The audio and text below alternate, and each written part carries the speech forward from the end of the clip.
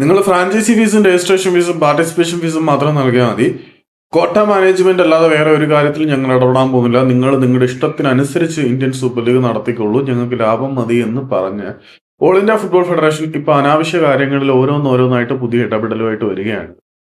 ബ്രോഡ്കാസ്റ്ററെ കണ്ടെത്തുന്ന കാര്യത്തിൽ പോലും ഞങ്ങൾ ഇടപെടത്തില്ല, നിങ്ങൾ സ്വന്തമായിട്ട് കാര്യങ്ങൾ കണ്ടെത്തിക്കോളൂ എന്ന് പറഞ്ഞ ശേഷം എല്ലാ സൈഡ് ലെറ്ററും ആവശ്യപ്പെട്ടുകൊണ്ട് വരികയാണ്. അത് ബേസിക് പ്ലെയർ അഗ്രിമെന്റ് മാത്രമല്ല, അവർ ആവശ്യപ്പെട്ടുകൊണ്ടിരിക്കുന്ന കാര്യങ്ങൾ എന്താണെന്ന് വെച്ച് കഴിഞ്ഞാൽ ഇമേജ് റൈറ്റ്സിന്റെ കോൺട്രാക്റ്റും അതിന്റെ അനുബന്ധ കരാറുകളുടെയും പിന്നെ ഒരു പർട്ടിക്കുലർ പ്ലെയറുമായിട്ട് നടപ്പിലാക്കുന്ന സ്പെഷ്യൽ ഇക്കണോമിക് സെറ്റിൽമെന്റ് ഉണ്ടല്ലോ, ഏതെങ്കിലും ഒരു താരവുമായിട്ട് ഇത്ര പ്രൊഫൈലിനകത്ത് ഡിഫറൻസ് ഉള്ള താരവുമായിട്ട് നടത്തുന്ന ഒരു പ്രത്യേക സാമ്പത്തിക ക്രമീകരണങ്ങളുണ്ടല്ലോ, അതിന്റെ കോൺട്രാക്റ്റിന്റെയും 2 സൈഡ്സ് ലെറ്റർ, 2 സൈഡിൽ നിന്നുള്ള ലെറ്ററുകളും ഓൾ ഇന്ത്യ ഫുട്ബോൾ ഫെഡറേഷന്റെ സെൻട്രലൈസ്ഡ് രജിസ്ട്രേഷൻ സിസ്റ്റത്തിലേക്ക് അപ്ലോഡ് ചെയ്യണം എന്നാവശ്യപ്പെട്ടു ഇപ്പം ഓൾ ഇന്ത്യ ഫുട്ബോൾ ഫെഡറേഷൻ കത്തയച്ചിരിക്കുകയാണ്.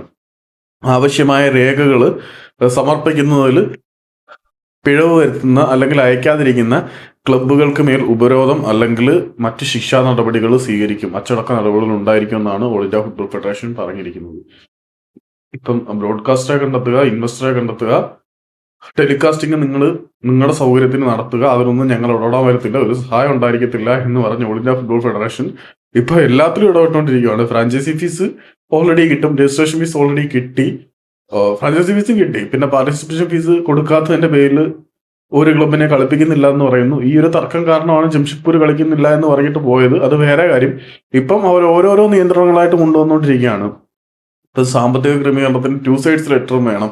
അതായത് കളിക്കാരന്റെ സൈഡിൽ നിന്നുള്ള ലെറ്ററും പ്ലെയറിന്റെ സൈഡിൽ നിന്നുള്ള ലെറ്ററും, അല്ലെങ്കിൽ ആരുമായിട്ടാണോ കോൺട്രാക്ട് വരുന്നത് അവരുടെ 2 സൈഡ് ലെറ്ററും ഒക്കെ ആവശ്യപ്പെടുക എന്ന് പറയുമ്പം ക്ലബ്ബുകളുടെ ഇമേജ് റൈറ്റ്സിനെ കുറിച്ച് വരെയുള്ള